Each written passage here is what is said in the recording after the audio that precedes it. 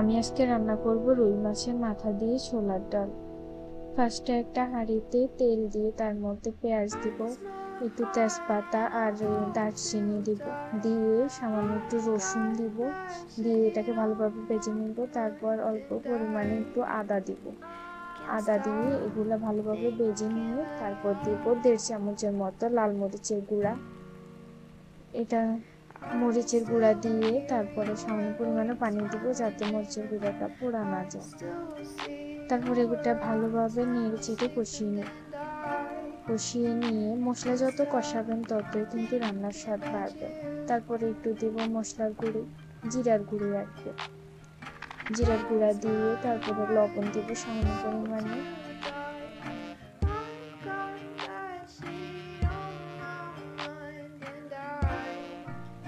তারপরে লবণ দিব 1 চামচের মতো, লবণ দিয়ে তারপরে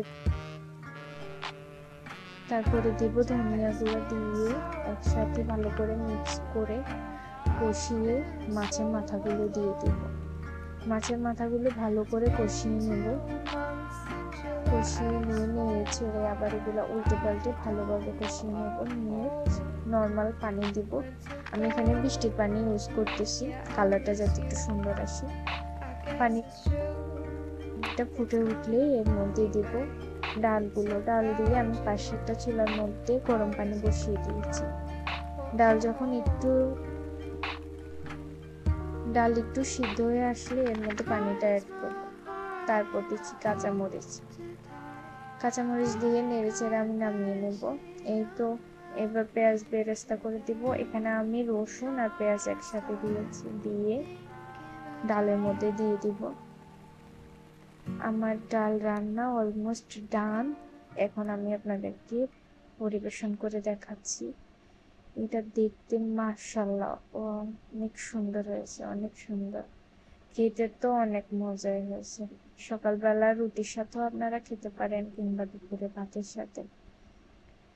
খেতে অনেক মজা হয়েছে, দেখতেও মাশাআল্লাহ। দেখুন আমি এখানে আধা কেজির মতো ডাল রান্না করেছি। দেখুন মাশাআল্লাহ ডালের ফাইনাল লুক।